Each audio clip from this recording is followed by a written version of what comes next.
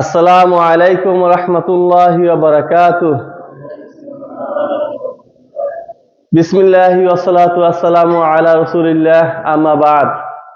রব্বি ইশরাহ লি সাদরি ওয়া ইয়াসসির লি আমরি ওয়াহলুল উকদাতাম মিন লিসানি ইয়াফকাহু কওলি। রব্বি জিদনি ইলমা, রব্বি ইয়াসসির ওয়া লা তু'আসসির ওয়া তাম্মিম আলাইনা বিল খায়র। আলহামদুলিল্লাহ, সমস্ত প্রশংসা আল্লাহ তাআলা, যিনি আমাদেরকে এই অনুষ্ঠানে আসার বসার তৌফিক দিয়েছেন। সকলে বলি আলহামদুলিল্লাহ। দরুদ ও সালাম বর্ষিত হোক মানবতার মুক্তির দূত মুহাম্মদ সাল্লাল্লাহু আলাইহি সাল্লাম, তার পরিবার ও সাহাবা ইকরামের উপর। আল্লাহুম্মা সাল্লি আলাই, আল্লাহুম্মা বারিক আলাই। কুল্লু নাফসিন যায়িকাতুল মাউত, প্রতিটি প্রাণী মৃত্যুর স্বাদ গ্রহণ করবে। কেউ দুনিয়াতে কেউ বেঁচে থাকবে না। ধন সম্পদ, টাকা পয়সা সবকিছু থুইয়া একদিন চলে যেতে হবে, কেউ বেঁচে থাকবে না। তাই আমি বলতে চাই যে বান্দার হক এমন একটা জিনিস, যে ব্যক্তি একটা টাকা একজন মানুষের কাছ থেকে যদি নেয়, তারে যদি টাকাটা না দেয়, এটা হলো বান্দার হক। তার হক ছিল, সে যদি না দেয় তো এই বান্দার হক আল্লাহর কাছে ক্ষমা চাইলে আল্লাহ কখনো ক্ষমা করবেন না। যদি কাবার গিলাফ ধরে যদি আপনি ক্ষমা চান, কখনো ক্ষমা করবেন না আল্লাহ তাআলা। কারণ বান্দা যদি ক্ষমা না করে, বান্দা যদি ক্ষমা করে দেয় তো আল্লাহ মাফ করে দিব। এটা হলো বান্দার হক। বান্দার হক এমন একটা জিনিস, খুব ভয়ঙ্কর একটা জিনিস। তাই আমরা আজকে থেকে প্রায় আমি ওস্তাদের হাতে চলাফেরা করি 8 বছর। এখানে আমার 8 বছর চলাফেরা করি, আমি তার সাথে সঙ্গ দিছি। তো যাই হোক, 8 বছর ধরে আমি ওস্তাদের দেখতেছি সে কিরকম লোক। সে আমাদের শিক্ষা দিছে, বান্দার হক শিক্ষা দিছে। এই কারণে আমরা দেখতেছি একটা টাকা এদিক সেদিক সে করে না, কখনো করতে দেখি নাই তাকে।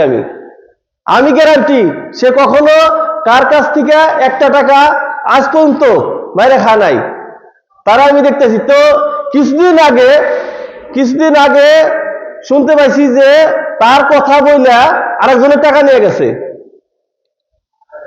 তো এই ক্ষেত্রে আমি বলতে চাই যে কেউ যদি টাকা অন্যজনে যদি চায়, তার কথা বইলা আপনারা কেউ দিবেন না।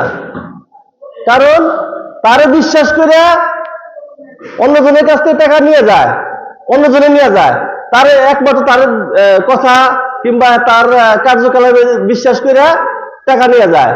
তো এইভাবে আপনারা কখনোই টাকা দিবেন না। এই জন্যই আমি বলতেছি যে এই এতদিন হয়ে গেছে আমরা এই চলাফেরা করি, আমরা তো দেখতেছি।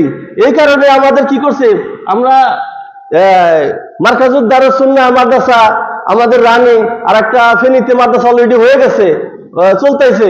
তো এই ফেনীর মাদ্রাসার কেশিয়ার রাখছে আমারে। কারণ কিসের জন্য রাখছে? বান্দার হক আগে শিক্ষা দিছে, তারপরে আমাদের কি করছে, কেশিয়ার বানাইছে।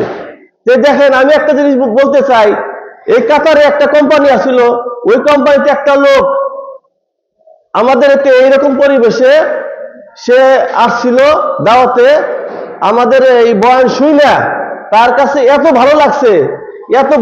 ভালো লাগার পরে যখন আমরা মাদ্রাসা করি, তখন সে আমার হাতে, মনে করেন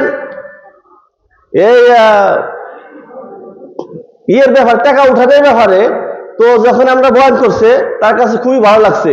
সে ওই কোম্পানিতে, আমি খবর নিছি যে 1 প্যাকেট খবর চাই না, 3 টাইম খায় সে। এত কৃপণ, এত কষ্ট করে চলছে সে।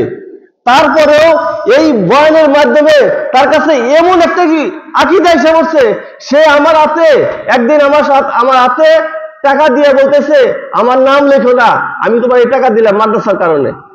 আমি পরে ওই টাকাটা খুলে দেখি 3000 রিয়াল। 3000 রিয়াল দেখে আমি নিজে অবাক হয়ে গেছি। এটা কি?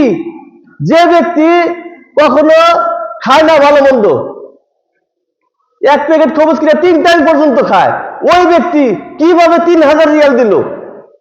আমি অবাক হয়ে গেছি। তাহলে বুঝেন এই টাকা কিভাবে মেরে খায় মানুষে, এই আল্লাহর কাছে জমা দিতে হবে না? অবশ্যই আল্লাহর কাছে জমা দিতে হবে। তো আমি এই কথাই বলছি, আসলে সময় নাই এত, আরো ওস্তাদ আছে। তো যাই হোক, আসসালামু আলাইকুম রহমতুল্লাহি ওয়া বারাকাতুহু।